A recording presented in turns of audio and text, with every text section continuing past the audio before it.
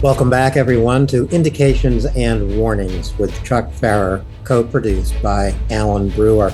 Chuck and I are recording this episode of Indications and Warnings on January 13, 2025. It is day 1055 of Russia's full-scale genocidal invasion of Ukraine. And Chuck, I think it's important for everyone to remember this really is an 11-year-long war now. It's not just the past 1,055 days. No, it really isn't. And it is good for the listeners to bear in mind when you have a place like Avdiivka, which fell recently, and that was, you could make the point that that was the dam breaking on the Pokrovsk front, but it took the enemy 11 years to take Avdiivka. It took them 10 years to take the Donetsk airport. It took them 10 years to take Bakhmut. And the casualty rate that we report now is the casualty rate from the date of the full-scale invasion. And one could be excused for thinking that a casualty rate approaching 800,000 killed, wounded, and missing, only Russian soldiers, you'd be forgiven for thinking that that happened over the last 10 years. But in fact, all of that happened since last 2 Februaries ago. Yeah. And those casualty figures have reached or surpassed 809,000 killed, wounded, missing, or taken prisoner in action. And these are now the combined forces of Russia and North Korea. The latest daily casualty figure is 1,510. And the record single-day casualty figure is 2,200. These are really unsustainable losses for Russia. Yeah, it truly is. When you're talking about losing 1,000 people a day, which is almost the median number now, you're talking about completely destroying an entire battalion every single day. And when you're getting up to 2,500, you're talking about destroying a brigade, right? 2 or 3 battalions. If there is anything encouraging about this burn rate, it's that these numbers go up for a couple of reasons. Principal among them is the pathetic leadership qualities that are on display in the Russian military hierarchy, but that is coupled in the doom loop with inadequate and wholly inadequate military training for the people. I didn't say soldiers, the people that they deliver into this war. They are incapable of carrying out even the most basic of military maneuvers. And I am talking about when you are on patrol at night within sniper range of the enemy, don't walk around with your hands in your pockets, right? And I see the videos. Crawl, okay? Crawl from tree to tree. There's no one to even suggest to them, don't stick your head out the train window, okay? It's sad. You know, you should actually never walk around with your hands in your pockets unless you're in your own living room. It was a piece of advice I remember being given to me by a very good friend in Washington, D.C., who was an old timer. And he caught me walking down Independence Avenue one night with my hands in my pockets. He said, "Let me give you a piece of advice, Al," as I went by at that time. He says, "You never walk through Washington, D.C., especially up here with your hands in your pockets. You might need them for self-defense." And he was right. He ran an Italian grocery store on Capitol Hill. Absolutely great guy.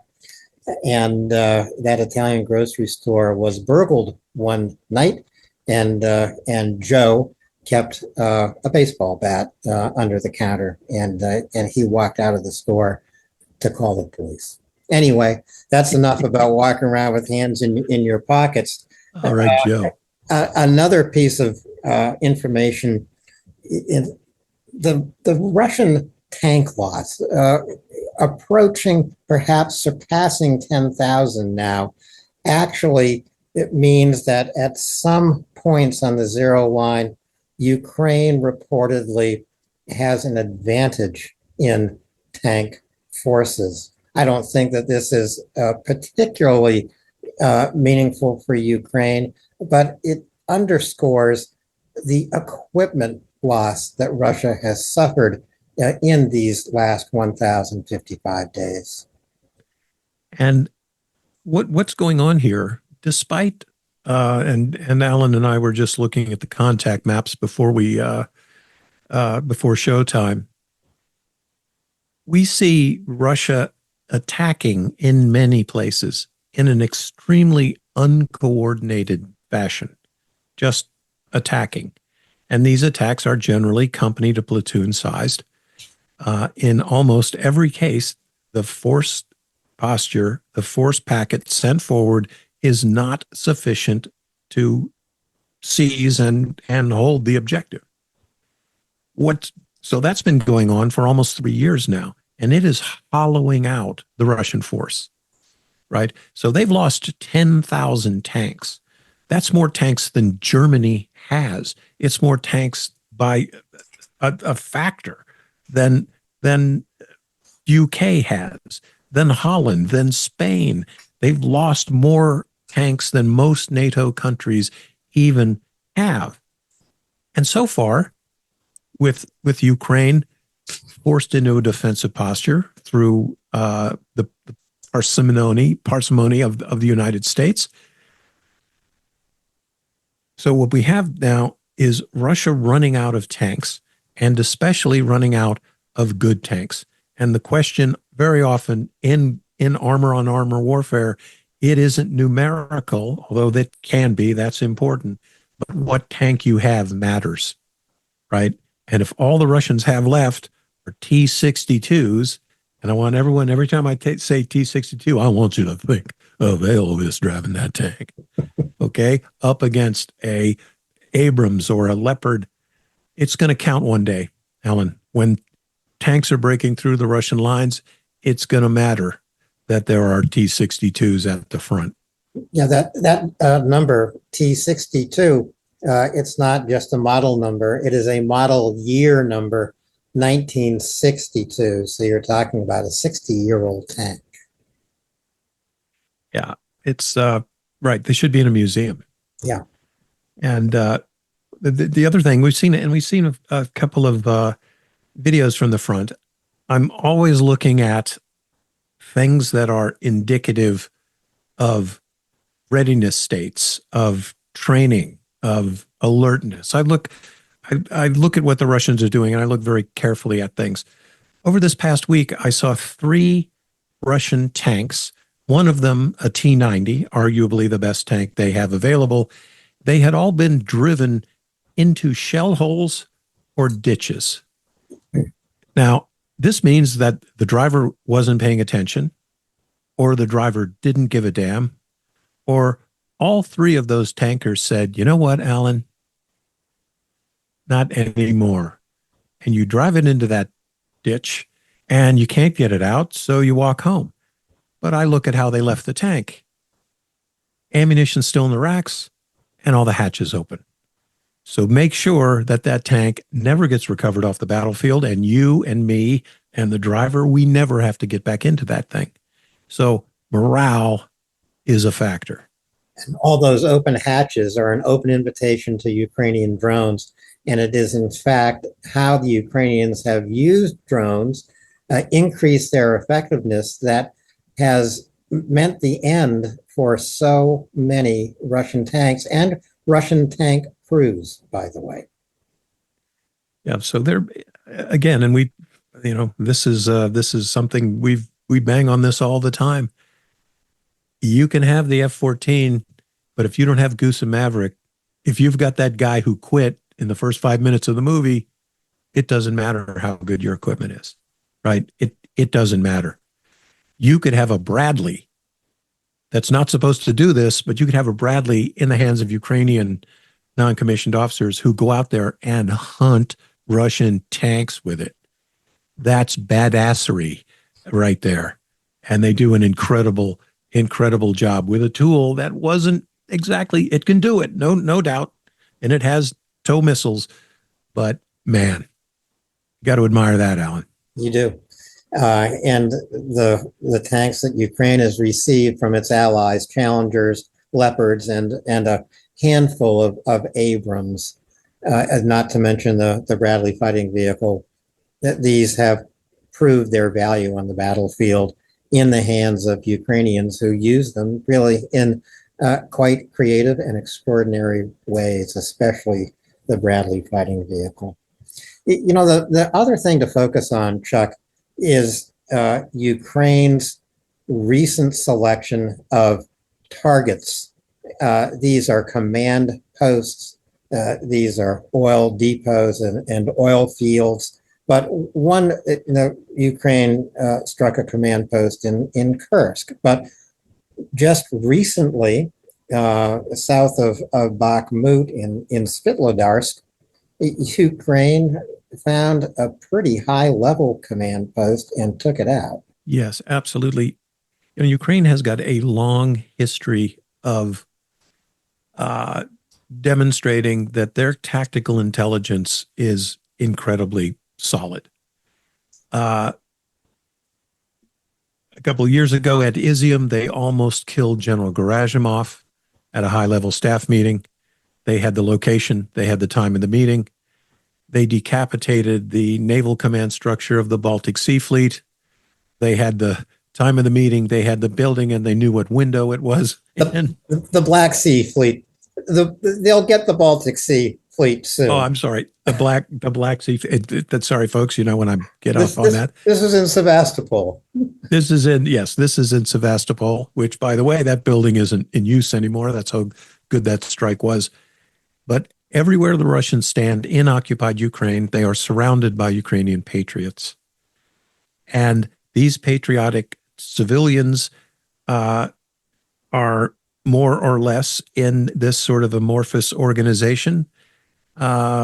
It's a kind of meritocracy. If I am a serving Ukrainian intelligence officer, I am, of course, undercover. I'm in the occupied territories. I want to pull together a network of informers, couriers, partisans, everything I need in a completely cellular network. Groups of usually 3 people, completely separated from one another. The lines only go to the top or to an intermediate command center. But what's so important about a strike like this on an army command group? So this is a structure and a term of art in the military. An army is a number of divisions. It's the largest element that can be commanded in ground maneuver warfare.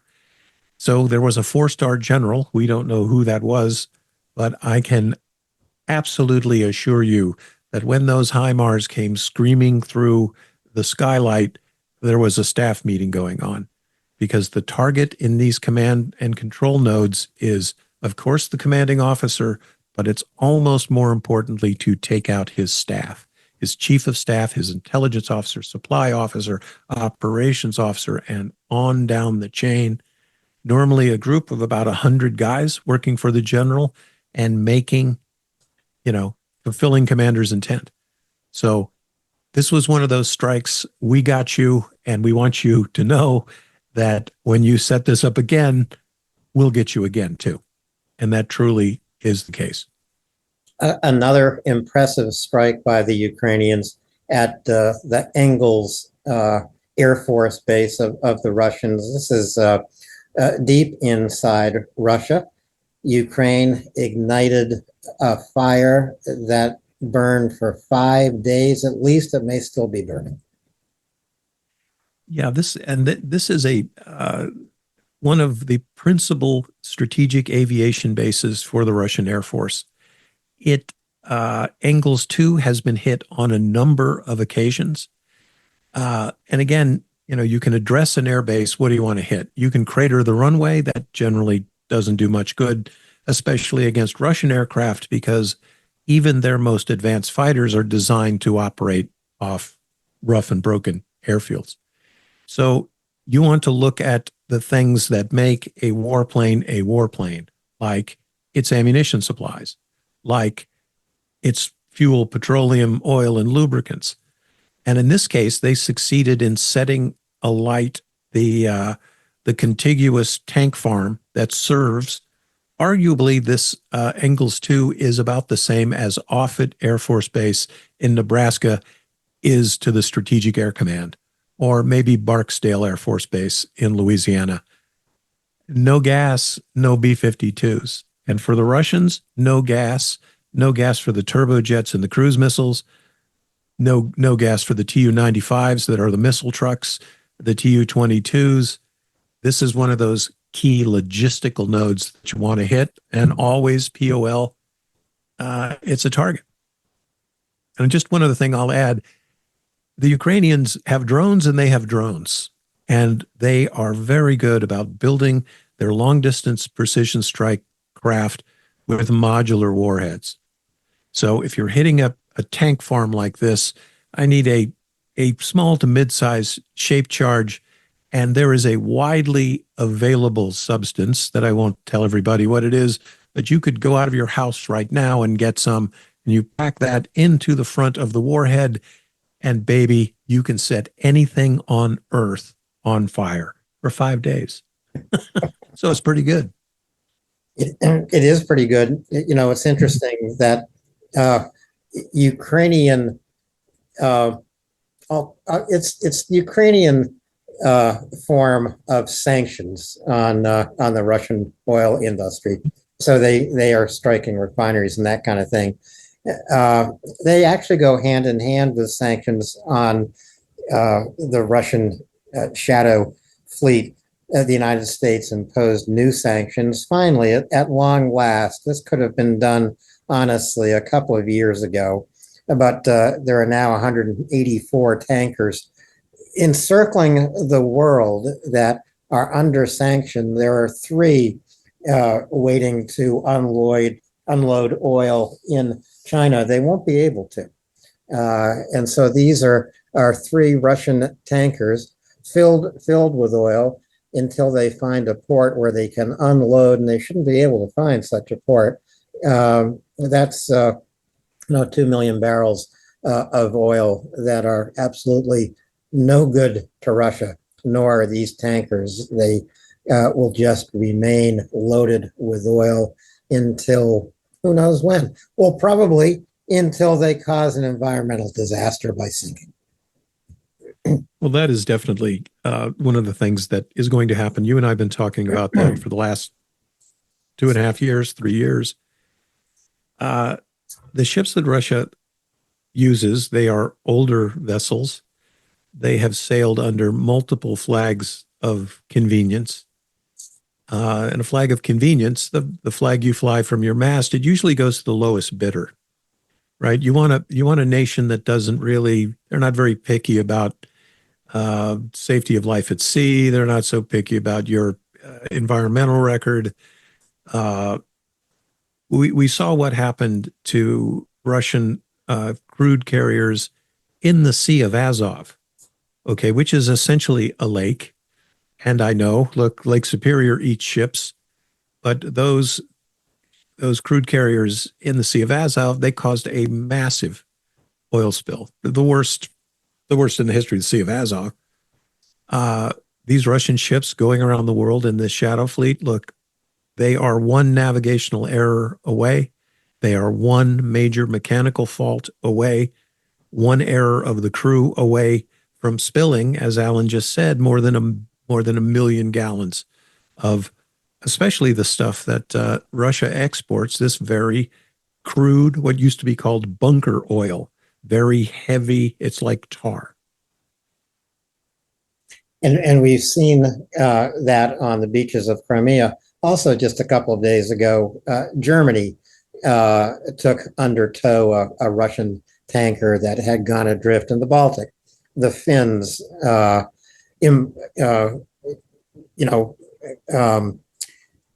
it took over seized it. the Eagle S tanker, and just having this one tanker actually enabled the Finns to conduct an investigation that led them to very interesting news. Yeah, absolutely. The Russians are master practitioners at gray zone operations. They conduct in information warfare. Nobody comes close to them. The willingness of the operations they are willing to undertake, including assassination, sabotage, acts that are definitely, could be the casus belli of world wars. The Russian secret services undertake those all the time. And every now and then they make such an incredible, colossal blunder that you just have to wonder. So in this case, you have the Eagle S, which has been assigned to drag its anchor across an undersea communications cable. All well and good. You probably paid the captain $10,000, not much.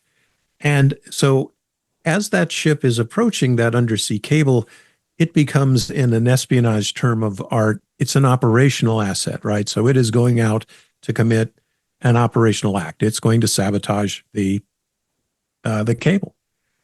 The Russians thought, and they might as well have thought this, because 3 other vessels cut cables and just got to go on their merry way. One, a nuclear-powered Russian cargo ship, she got to go her way. Yiping 3 got to go her way. And there was another Chinese vessel, same thing. But so what? We're going to Port Said. And a lot of times, the means is the message, right? The Finns didn't like their cable being cut, especially after 2 or 3 underwater infrastructure items had been harmed in the Finnish economic zone. They sent their SEALs aboard. It was not, hey, how are you doing? It was, get on your face and get your hands over your head. Okay, they seized the ship. I mean, they captured it, then they seized it. And the Finnish utility companies are now, they want the ship impounded, sold. They want its cargo sold and to pay for the damage.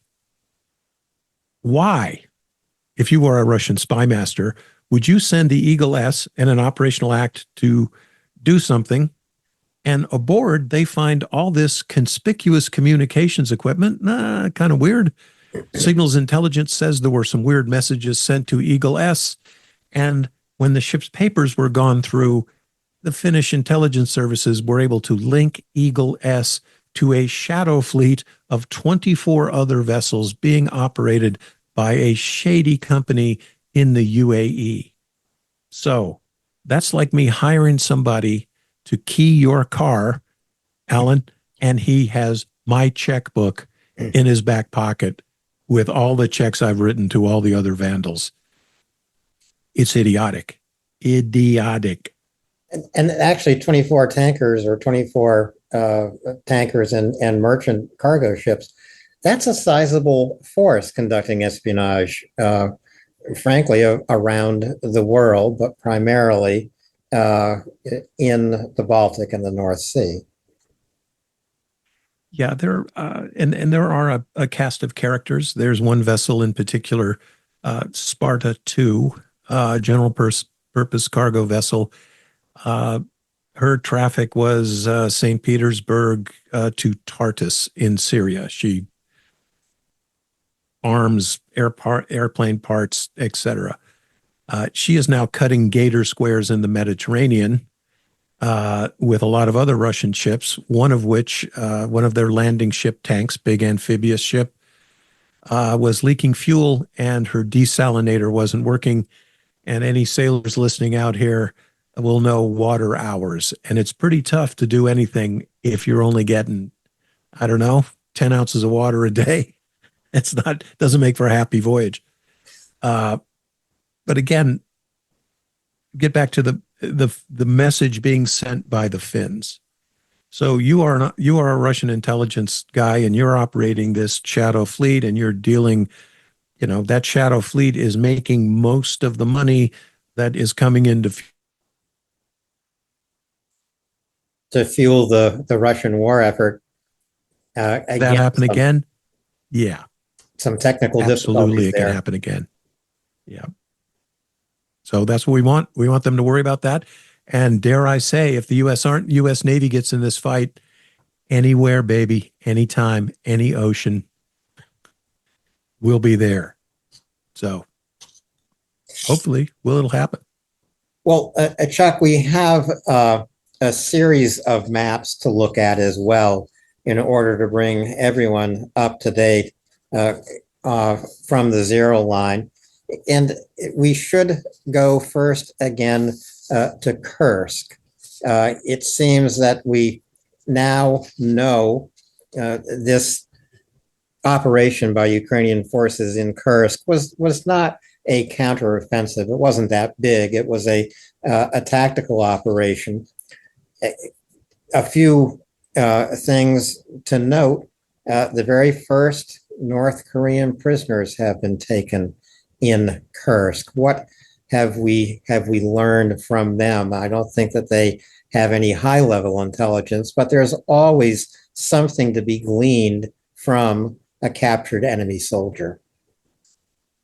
Yeah, and this is a bit of supposition on my part. I believe that the first North Korean prisoners probably came into the possession of the Ukrainian forces maybe about 21 days ago. Um, some of the stuff that Ukraine has released recently, naming the special forces units that actually procured these prisoners, that's a bread and butter special operations mission. We call it a body snatch. You go out on patrol and you want to come back with a few more guys than you left with. The number of casualties for North Korean forces, of course, is skyrocketing in the Kursk Oblast, but they are not the only North Korean casualties. Outside of Mariupol, a base housing North Korean missile technicians was taken out about 3 months ago. And also bear in mind, there have been Russian and North Korean missileers in occupied Ukraine since last November, not the November previous to this last November. So they've been there for a while. North Korean troops do not seem to be moving the needle very much in Kursk. I don't know how they could. Their last relevant combat experience was in 1953. The terrain is very different in North Korea. Their objectives of their army, its own strategy, very limited, and more of an unconventional force than a ground maneuver force. And they're not doing very well. No, they're not. The other thing we've seen in Kursk, not only the presence, of course, of these North Korean troops, but also the presence of some North Korean equipment that hadn't previously been known. Mobile air defense intended for the zero line. We know, of course, that Russia relies on North Korea for artillery shells, for missiles, and for troops. But it was interesting to see this mobile air defense system taken out actually by the Russians, mistaking it for a Ukrainian system. Well, there is one of the things that can happen on a battlefield. This is what we call deliciously red on red. You've got a language barrier. You've got a culture barrier. You have equipment barriers. So you can imagine even though this surface-to-air weapon missile complex was derivative of a Russian system, everything's in Korean, right? So you can't just jump in there and who knows what it's going to do. But what Ukraine has the opportunity to do, there are, let's just say there are abundant Korean linguistic capabilities in Ukraine. Let's just put it that way. There's not much Korean radio chatter that Ukraine cannot comprehend immediately. Now, if you can comprehend what's going on with your enemy, there is a thing called gingerbreading, and that's when you slowly introduce yourself into the radio circuit, just with little things at first, with a radio check and this and that. And pretty soon, well, you can call in a call for fire. Well, I see a Ukrainian surface-to-air missile situation right here. They jump on it. The call came in. It was in Korean. So I'm not saying that happened, Alan, but it has happened. Several times it happened in Bakhmut, and I'm sure you remember us reporting on it in detail. I do. I sure hope that is exactly how the call came in. Looking at the Kursk maps, Chuck has updated his maps from 7 January, so quite early on in this tactical operation, updated to 12 January. Lots of combat engagements around the perimeter, and the Ukrainians doing so well here. By the way, so much misinformation is being generated from the Kursk salient. A lot of it generated by Russian sources. Maybe some of our listeners and viewers have seen these reports of Russians devastating the Ukrainian forces fighting in Kursk. Nothing could be further from the truth. Rather, quite the opposite is occurring. Yes, completely the opposite. And we're seeing the same tactics used to no avail by the Russians everywhere else, and they're doing it in Kursk as well. And that is a rectilinear attack, perpendicular to the zero line, in column, one vehicle following another, coming straight at the zero line in broad daylight. It doesn't work. It doesn't work, right? One vehicle behind the other. They have to, because of the complex mine situation, they have to handle it that way. As soon as the lead vehicle is hit, the other vehicles pile up. Here come the first-person drones, and here comes the artillery. And it doesn't matter what size unit they use. If it's 3 vehicles, 4, 5, 10, as many as 60 or 70, they all get destroyed. And the burn rate for every one of these missions is somewhere between 30 and 80%, with the random number being, the median number being 70. Every time they come out of the box, they lose 70% of their attacking force. Nobody is going to win that war, Alan. You can't win a war like that. No. One thing that struck me looking at the 12 January Kursk map, Chuck, the Russians and North Koreans had what I would call an overly ambitious idea that they could get into Sujda from the southeast. I think that's one of the most significant engagements on the 12 January map. What strikes me, of course, is that meanwhile, to the northeast, the Ukrainian tactical force is, I guess, attempting to get to Bolshoi Soldatskoye, which is a very important logistical hub for the Russians. So the Russians attempting to strike into the logistical hub of the Ukrainians in Sujda, really overly ambitious. Ukrainians almost on the doorstep of Bolshoi Soldatskoye. Yeah, and that is a truly worthy tactical objective. Everything that Bakhmut is not, that place is. Yeah. It is astride all of the ground lines of communication and supply. And see, we don't even know what sort of freedom of action a Russian commander has, right? Any competent general officer in this vicinity has the obligation to inform the Kremlin that our entire supply network is threatened. What we need to do is defend Bolshoi Soldatskoye. That has to be defended. I don't think they're going to be able to do it. You used the phrase the other day of putting the bulge on. Ukraine is putting the bulge on Bolshoi Soldatskoye. What does that mean? Well, it's basically blustering in that objective, convincing the enemy you're going to move there. But half of the convincing is the enemy looking over his shoulder and going, holy shit, that's really an important place. Right. And so putting the bulge on is, anyone who's a Civil War buff will have heard that. It was something that the guys, the Johnny Yank said, we're going to put the bulge on, convincing your enemy you're going to go there. And we can look, when we look at that 12 January map, you can see the numbers of burning tank icons. Now, in every one of these places, the Russians repeat that tactic, right? This didn't occur during a cunningly planned, brilliantly executed Russian night attack. No, it happens at 10:30 in the morning. Yeah. You're not, look, that's why you're losing 50, 60, 70% of your guys in every one of these attacks. If anything bodes well for the future, it is that.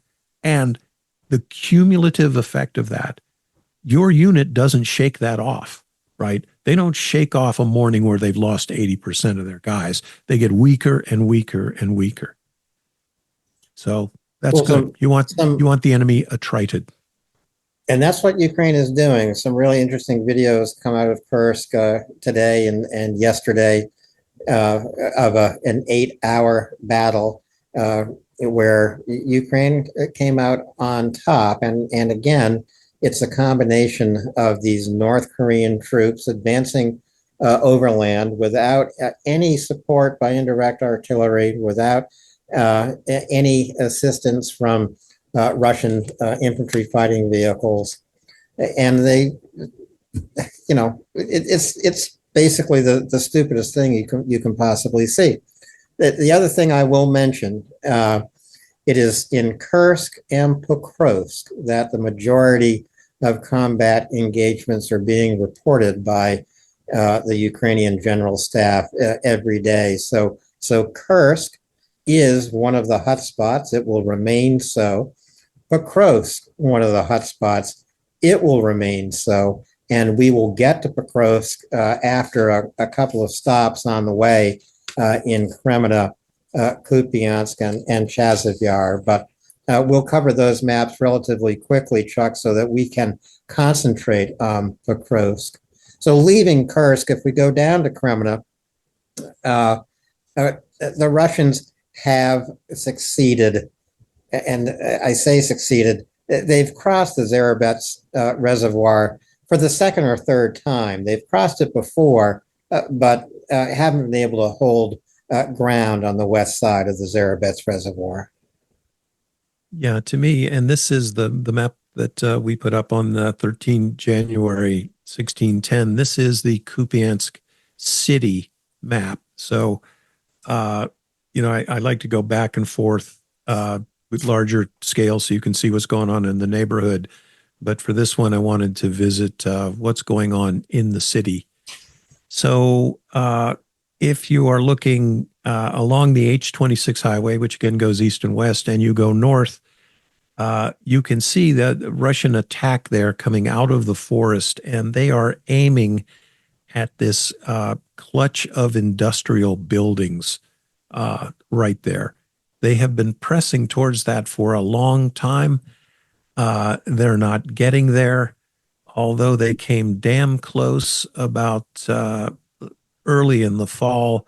They loaded almost 100 people up in trucks with crosses painted on them in Ukrainian uniforms, and they drove right in there, and they almost got there. Good idea, but then you got ambushed and killed, and you were in an enemy uniform, so I'm afraid you can get the cigarette or the blindfold, but you can't have both. So that is the place to watch here. It's interesting. They're in Petropavlivka. The Russians have been pressing there again for months, and the Ukrainians are keeping them at bay.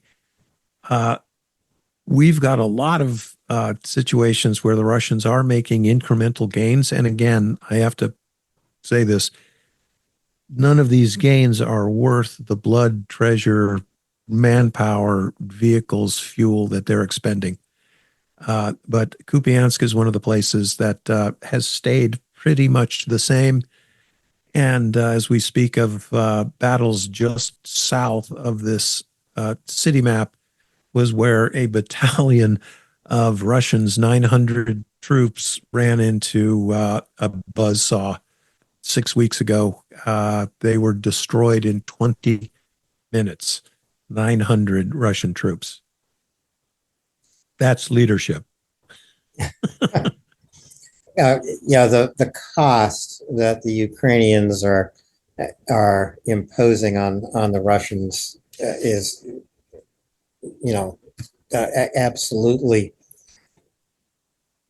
absolutely bloody. On average, for the Russians to take 1 square kilometer, they are sacrificing 100 to 200 troops. And stop and think about that. 1 square kilometer. I want that 1 square kilometer so I can claim an advance on the day. I'm going to sacrifice 100 or perhaps 200 troops to get it. But that's on average. As Chuck pointed out the other day, at other places on the zero line, maybe in Chazivyar, we're going to stop in Chazivyar, maybe here in Kupiansk, certainly in Pokrovsk and Kurakova, Velika Novosilka, Russia is sacrificing hundreds more troops to get that 1 square kilometer. Yeah, and there are places, and we'll get to Bakhmut here shortly, but even the next place we're going, Kremenna, there are grid squares, right? Military maps are divided into 1 kilometer boxes. In the American military, we call those kill boxes because you can pour a lot of your stuff into that box. You know where the enemy is, but even in Kremenna, where the Russians have outnumbered the Ukrainians 10-1 for almost the entire war, Russian losses to gain that 1 kilometer are not measured in the hundreds or even the thousands, but in the tens of thousands. For example, just to the west of the little town of Bilyohorvika, you and I are going to walk this battlefield one day, and it is littered with Russian vehicles that you could not have to touch the ground. You could walk from one to the other, and every one of those vehicles is filled with the crew of 3, and if they're APCs, the squad. So there's 11 dead bodies in every one of those things. And again, leadership, planning, execution, none of that's working. None of it's working. Yeah, I had mistakenly gotten to Kremenna before you, Chuck, but noted that the Russians have crossed the Zarabets reservoir to the west. They've done this before, but they've been unable to hold that ground to the west of the Zarabets reservoir. Yeah, there, and you will also see that there is terrain worth dying for, right? We've all heard you're going to die on that hill, but dying and holding on to the flat plain that is overlooked by a hill, well, that's something only the Russian army likes to do. And Klishvika, as we remember from the Chasiv battlefields, thousands and thousands of Russian lives for something that wasn't even, by no stretch was it a village or even a hamlet. It was a clutch of maybe 15 houses that were all a couple hundred yards apart, overlooked by a bluff. And the Russians kept coming in there and kept getting destroyed by plunging fire. So although they have made gains here in the Zarabets reservoir in the vicinity of Kremenna, again, they've done so at great cost. And we've often talked about the Russian troops in Kremenna being the underachievers of the entire invasion. And they still haven't moved the needle that much. You know, they have gained that little toehold above the top of the reservoir. But Alan, you know this terrain as well as I do, and it just hasn't changed that much. No, it hasn't. And again, in Kremina, in Kupiansk, you're looking at reports of a dozen or a baker's dozen so of combat engagements a day, which is next to nothing compared to what we're seeing in Kursk and Pokrovsk, or for that matter, in Chasiv Yar, where the general staff of the Ukrainian army has reported that the situation is stable. There were 8 combat engagements reported in Chasiv Yar overnight, and Ukraine is succeeding in continuing to push Russians out of some of the neighborhoods, the very urban and industrial parts of Chasiv Yar to the east. Right. And, there's still, Ukraine is still using highly advantageous defensive topography in this area. Russia conservatively incurred, I don't know, at least 100,000 casualties just in the Bakhmut battle. It isn't just Alan's opinion or my opinion. It is General Ryan, General Hodges, John Spencer, Colonel John Spencer.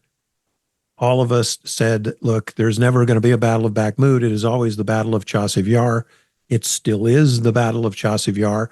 100 more thousand casualties later. I don't think Ukraine is going to lose Chasiv Yar in the very near future, but I'd like people to understand the futility and, let's just call it what it is, the military idiocy of the Russians. Look at Chasiv Yar on the 11 January map. Now, imagine that you have taken it all. You have all of Chasiv Yar now. You're a Russian, and I'd like you just to point to the road out of town for me. Where is it? Where's the springboard? This is a preposterous fight, and there's nothing to gain, just nothing. But the fight in Bakhmut and Chasiv Yar has been attritional for the Ukrainians. If you want to kill Russians every day, this is where you do it, because every day at the crack of 10:30 in the morning, they're coming at you. So and they've been doing it in Chasiv Yar, Chuck, since last April. So, April 2024, which is approximately when the Russians finally claimed Bakhmut and set their sights on Chasiv Yar. A lot of people thought that, Chasiv Yar would fall in a matter of days or weeks. We never said that. No. And as a matter of fact, I remember well in April 2024, you saying, Chuck, because you were going to be away for a few weeks, that when you came back, you fully expected Chasiv Yar to remain in Ukrainian hands. And here we are, April to January. My God, you're talking about almost 9 months here, still in Ukrainian hands. Well, and I want to point this out too. It's one thing we throw out this number. The Russians have lost 100,000 people in this area. Look, and that is a highly conservative number. This has been one of the most fought over areas in the East. Okay, what is 100,000 troops? Well, you have 30,000 troops in a big division. Okay, like the 82nd Airborne Division. So conservatively, the Russians have lost 3 divisions. And let's say Chasiv Yar, this suburb that its name literally means peaceful ravine, this suburb of Bakhmut would be the ultimate, the pinnacle of the Bakhmut operation. You don't advance the ball. You didn't advance the ball by taking Bakhmut. And like I said, you take Chasiv Yar, show me the road out. There isn't even a road going to the west. There's a railroad track. And hey, it's going to be the springtime, and we'll be talking about Chasiv Yar holding. We really will. I'm certain of it. The Russians have reduced Chasiv Yar to rubble, but it is rubble worth Ukraine holding on to, because it's rubble that Russia wants. And in their attempt to claim it, Ukraine is killing hundreds and destroying Russian equipment. So we'll continue to see that happening in Chasiv Yar. We do need to get to Pokrovsk. Chuck, this is the center of action on the zero line. On any given day, the General Staff will report 50 or more combat engagements in Pokrovsk. The Russians have increasingly unleashed a hailstorm of glide bombs.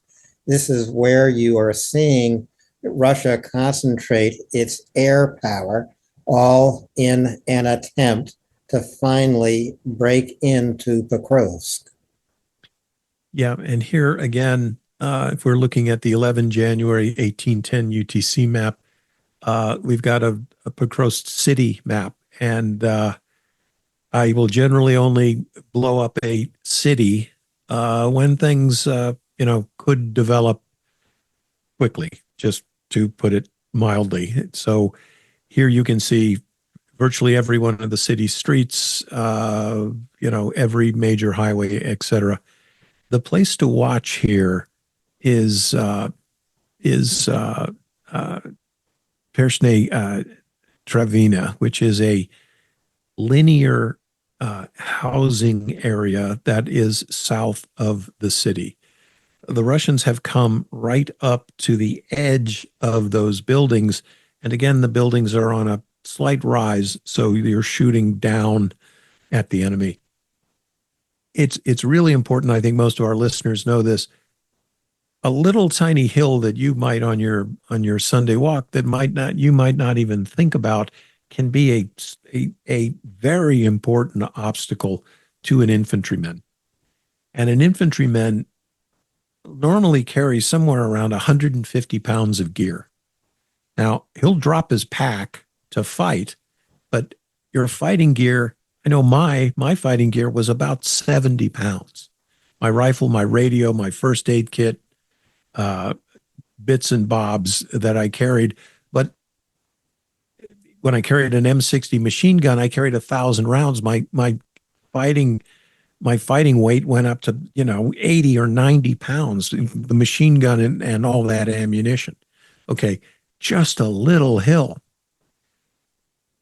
for you to get up. It's so important. And also, we know to look at these maps. Every open space you see is death. You're looking at those little green lines. That's where everything moves or tries to move.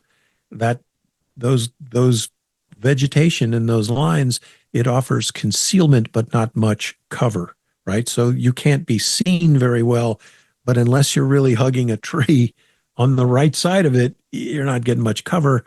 And we've seen the Ukrainians fly the Dragon drones over there. And thermite is an amazing thing. If you put it on the roof of your car, it'll burn through the roof, drop in, burn through the seat, burn through the chassis, and start burning through the parking lot. And it only extinguishes itself. When it runs out of chemical reaction, it'll stop. You can't put it out, right? Wow. If it happens on an aircraft carrier, you got to push it over the side. So that's what's holding the line right there. And that'll be a place to watch.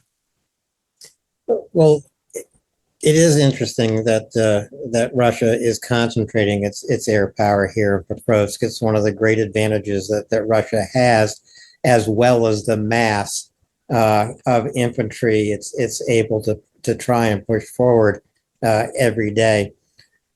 Russia relies on glide bombs primarily.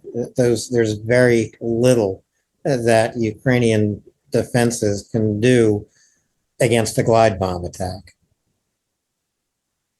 Yeah, and it all comes back to what I would have asked Santa Claus for this Christmas is air defense, right? The kind of mobile air defense that is designed to maintain uh, defensive posture over frontline military positions. Uh, the Gepard does that, the Iris T, the Coatel, uh, the Hawk missile batteries. There are dozens of NATO systems designed to be towed or driven or lugged into position right up with the grunts on the zero line. Every time you see an airstrike in a place like Pokrovsk in a frontline situation, it's because the Ukrainians don't have the air defense assets. They can't spare them because they're defending Ukrainian civilians and hospitals and cultural sites.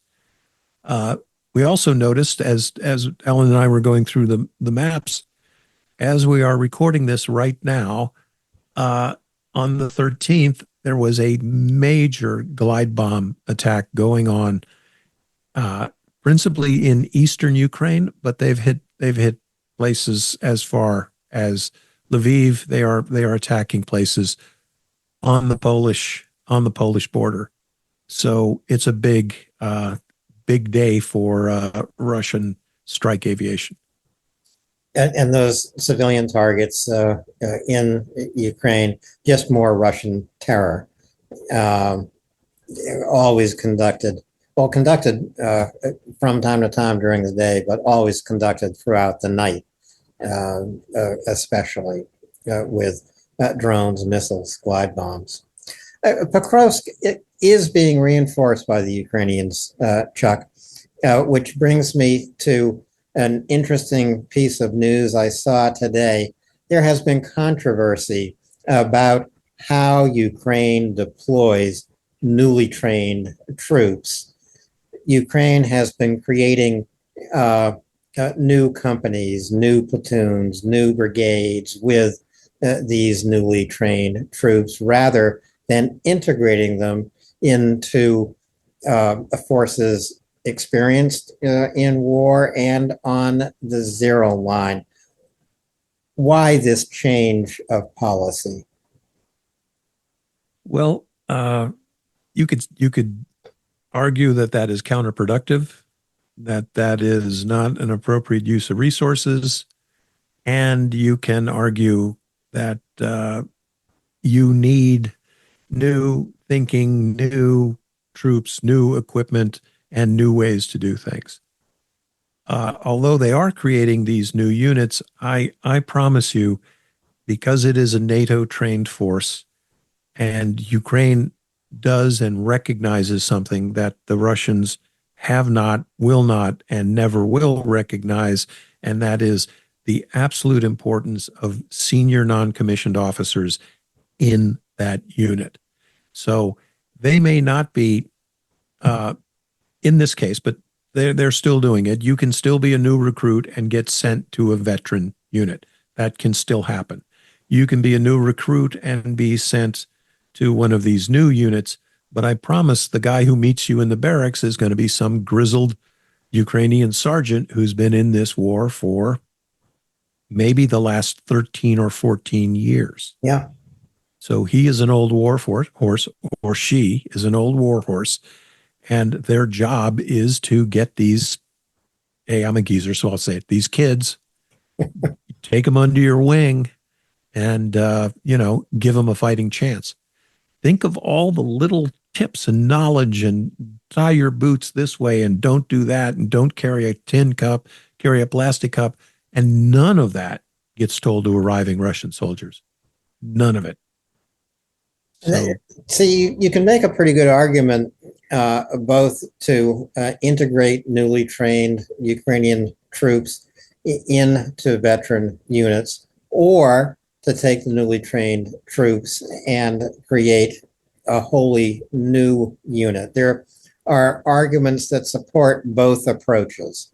But I think the most valuable thing, of course, is that new recruit being taken under the wing of a veteran who's been on the zero line fighting Russian attacks. That new recruit going into combat for the very first time has a chance to learn survival skills, battlefield skills from a veteran. He would have no other place to learn them from. Yeah, and there is one event that turns a green unit into a veteran unit, and that is its baptism of fire. And there is that old adage, we certainly had it in the SEALs, the more you sweat in war, in peace, the less you bleed in war, right? So it isn't just a matter of individually training these soldiers. You come in and then you get basic military instruction, boot camp. You literally learn your right from your left and some high pressure janitorial work. Then you go on to advanced infantry training. You learn how to be an infantry soldier, a paratrooper, or whatever military occupational specialty. It takes a year. Even in World War II, they said it took 8 months. And the British wouldn't send anyone to the front unless they had 8 months of training because it just wasn't worth it, right? That scientific fact, right? That snippet of military history, science rather, it still works, right? The Russians are sending guys they grabbed on construction sites and throwing them to the front, and that's why they're losing 50 to 80% of their personnel in their first engagement, right? Now, you talk about Darwinism. No one is coming back. There is no information loop. There is no, look, I got through this because whatever, I sat on my helmet or anything an old soldier might teach a new one. None of that is happening. So even in the places where Russia is winning at this incredible cost, they're not building the kind of army that can keep winning. And they're getting dangerously close. Dangerously close. Remember a couple of weeks ago, there was going to be an amphibious crossing of the Dnipro in Kherson. Well, the local soldiers didn't like that idea too much. And you know what? Why wouldn't they? They watched an entire division of Russian paratroopers evaporate in front of the town of Kozachi Lary. 30,000. So. Well, Ukraine has its own manpower issues. We should talk a little bit about the Ukrainian desertions from a unit trained in France. I think that the experience of this unit in particular focused Ukraine command on the problems of training, as well as before training, the problems of recruitment and retaining well-trained Ukrainian soldiers. The Ukrainian Rada, their legislature, recently passed and then extended a law that granted amnesty to any Ukrainian soldier who had gone AWOL or deserted. So Ukraine is aware, I guess, of these manpower issues and is trying to address them. It also speaks to the level of exhaustion and the expectation, I guess, it would have to be expectation of the newly trained troop. That soldier isn't exhausted, hasn't fought, but his expectations of what he's going to see when he gets to the front are kind of breaking him before he even gets there. Well, and I'm not even completely well versed on all the nuts and bolts that happened in that French trained unit, but even from where I sit right now, I can tell you that there were terrific and probably insurmountable leadership problems within that Ukrainian unit, right? Whoever let's just bring it down to the SEAL platoon level, because that's like 15 guys. You could get them into a kitchen at a party, right? So that group of guys. I was a training officer at SEAL Team 4. So one of the things I would do, they'd get a platoon, they'd select it, and I'd put it through like 8 months of, I'm not going to say hell, every mission set that those guys would have to do abroad, embassy rescues, maritime sabotage, picking up down pilots, just on, and hostage, everything. You put them through all of that training so they would be worked up, we called it, so that you check in with the admiral and everything it says on the tin we can do, right? Because you've done it. So let's not talk about 15 guys anymore. Let's talk about 10,000, 5,000. They went through all that training, which the French saw as adequate to their own purposes. So the French military, who I have always found to be incredibly professional, incredibly capable, and they have far-flung deployments. They are in Africa. They are in the Pacific. They are all over the world. Okay, whatever was going on in that Ukrainian unit, there were poisonous dynamics in there. The leadership was not getting down to the rank and file. They were dissatisfied with one another. So everyone has probably seen Band of Brothers, and I can't remember who the bad guy captain was that everyone hated. And I didn't see that very much either. But as I remember, he didn't go over there and lead that unit in combat because his own superiors saw he didn't have the right stuff, right? I was not one of those guys. When I was a training officer, they have to hate me. No, they have to know that I can do it, right? And I can do it leading from the front. That's what they got to know. So when I heard that those desertions, et cetera, if I was in the RADA, I'd bring that general in and I'd say, bring your hat and leave it on the table. Yeah. Because you're out of here. You're gone. Ukraine does take pretty swift action in this case and in previous cases as well, including, as a matter of fact, in Pokrovsk. And it's a difficult thing to do, to relieve a commander in the middle of what is essentially a daily combat crisis on the zero line. But that is what the Ukrainian military did. Yeah, and you know, we often talk about the brittleness of the Russian army. It's hollowing itself out, on and on.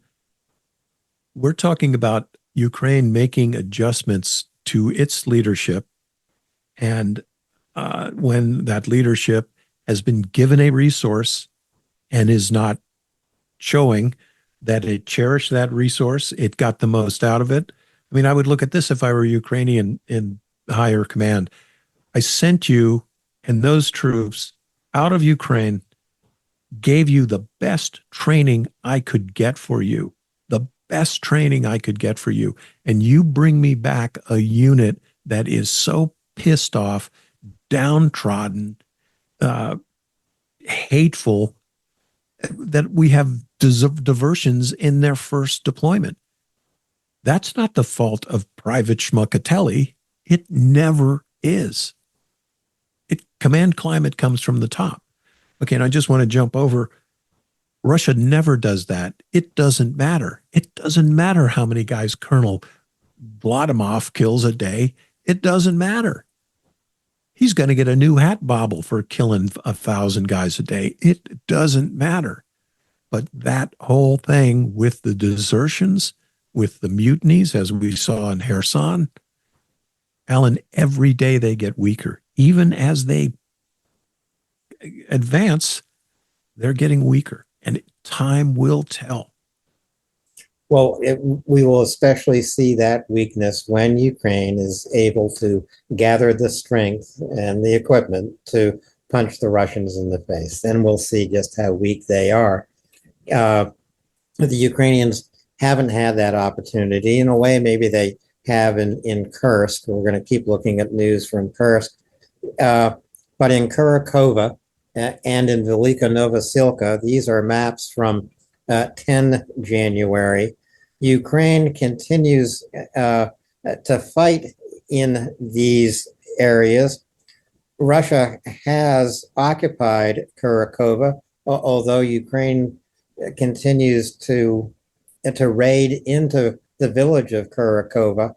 I guess in more in an attempt to distract the Russians. You can see on the Kurakova 10 January map that there is a Russian mitten that's going to close largely around open fields. I'm not sure what assets are there. It certainly cuts off the H-15. Yeah, and it's taken the Russians 12 years to get to Kurakove, right? So down the H-15 off this map is the Donetsk airport and then the city of Donetsk. So it's taken them this long to get to Kurakove. In General Patton's world, in General Grant's world, taking the H-15 would open up an avenue of attack right into the center of the Ukrainian heartland. That is no longer possible with the Russian army. They, even if they have that highway, and they do east of Kurakove, they've got that highway. They can't break out. They're, and this sounds like me utterly underestimating the enemy. But all I see every day, and I watch them every freaking day, they're no longer capable of large-scale coordinated ground maneuver warfare. They are not. They can't do it. They can't do it at the company level. They can't do it at the battalion level. They can't do it at the brigade level. And that's their meat and potatoes, right? The Soviet and Russian doctrine brigade task group. That's their meat and potatoes. They can't do it. And they're not getting guys fresh from tanker school. They're not getting guys fresh from mechanized warfare. They're not getting guys fresh from the War College, Command and Staff College. They're getting the dregs. And I don't try not to even watch this. They have pictures of unavoidable in the internet. Today's dead Russian officer. I'm seeing a lot of 50-year-old lieutenants. I'm seeing a lot of 42-year-old captains. I mean, these are people whose careers didn't exactly blossom, and they're people whose skill sets are not exactly current. So what are we going to see here? This pocket south of the H-15, it may indeed, Ukraine may take the opportunity to shorten its defensive lines and pull out of there. I wouldn't see it as a very big loss. But as we were talking a little earlier, and we'll get there in a moment, what's going on around Velika Novosilka, it concerns me a little bit more than what's going on here in Kurakove, principally for what's at stake. There isn't a lot at stake at this 10 January map. Not really a lot. Opportunities to kill Russians in abundance. Important territory, not so much. Well, we should move up to Velika Novosilka next. The Russians are threatening to surround Velika Novosilka. It is a junction of a few highways. I don't see how Ukraine holds on to Velika Novosilka, Chuck. Yeah, I think the writing is on the wall, and I'll get a map up later today. Probably it'll be tomorrow in terms of the UTC time codes. So the Russians have had a few. I don't want to call them breakthroughs, but there's been a few contact points uniquely to the west of Velika Novosilka. I'm looking at 246 and an airstrike. So Velika Novosilka, yeah, it is a place that could fall into Russian hands. And here's, but if anyone tells you the important transportation hub of Velika Novosilka, I want you to remember Velika Novosilka was important when the Ukrainians were possessing towns farther down the Mokry River Valley. Then it was worth something. Now, not so much. Not so much. Its irrelevancy is also compounded by the Russians control the road that branches off the H15 highway. So Velika Novosilka is a place that the Russians are likely going to capture, but it's not the springboard to anything anywhere else. They've already controlled the road going into it. This is another one of those situations where it's up to Ukraine. How many Russians they want to kill? And if this place should fall, it's not the springboard to anywhere. And there is not, at this point, very much left of the beautiful little town of Velika Novosilka. It is not quite a moonscape, but pretty much. Yeah, there's nothing there. It just is. There's nothing left of so many Ukrainian towns, cities, villages, and there are some villages that will never exist again. They've been completely destroyed by the Russians. What we are seeing in Velika Novosilka or in Kurakova, really anywhere along the zero line here, is simply more evidence of this grinding Russian assault and advance. We don't see some great Russian creativity in designing a cross-river crossing to resume an offensive in Kherson. We don't see any attacks going north into Zaporizhia, like through the Orkiv access.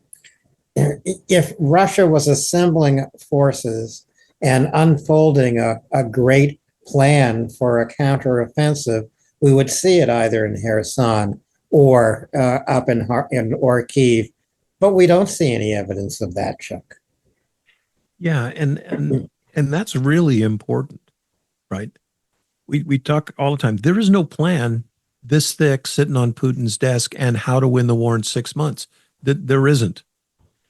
And there's a part of the feedback loop, right, that the Russian generals do understand. They put a force forward and they lose at least 50% of it. Sometimes they lose 100% of it.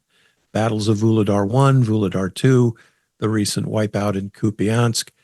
And now this is my supposition, but I think it's a pretty well-informed guess.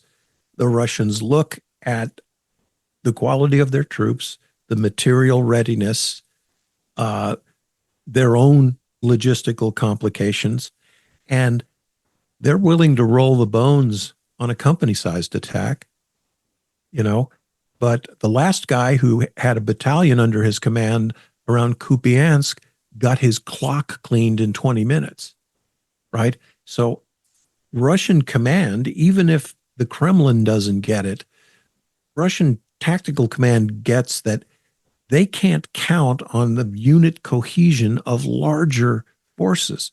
They don't dare put 2 brigade task groups or 3 together to operate the way it says in their tactical doctrine. They can't do it anymore. And you can't win the war without a plan. You're not accidentally going to win a war without a plan. That's a good point. Even the United States needs a plan. They need to define what they want the outcome to be for its ally, Ukraine.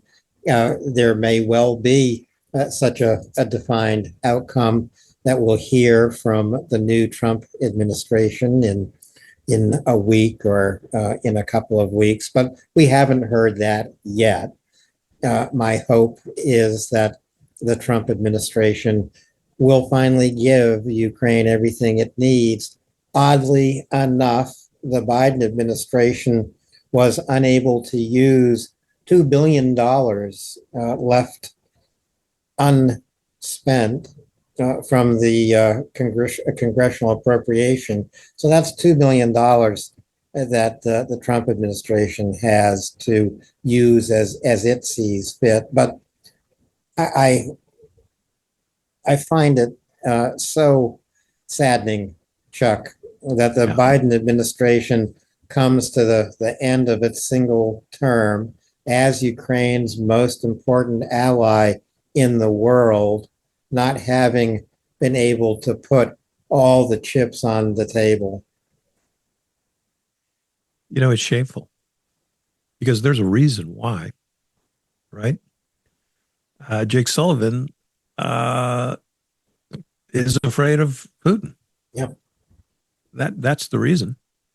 And just to add shame, and Alan and I have big vocabularies, and there's a lot of things we could say about our relation to our country, but I mean it when I say I'm ashamed. I'm ashamed. And I congratulate and pass my heartiest affection on to the people of Norway, who just contributed $3 billion worth of aid package to Ukraine. Norway, right, which I believe has a population of, am I wrong? It's about 5 million people. Something it's about like the population of half of Los Angeles. Yeah. Come on. Something but like Norway gets it. It's a little country and it gets it. And it never has forgotten what it was like to be occupied by a totalitarian state. So the Norskis get it. God bless them. And people who've listened know I was proud to have served with and for and in Norway. And they are some amazing people with a really great army that punches way above its weight. Well, Chuck and I are going to try to punch above our weight as this week of 2025 unfolds.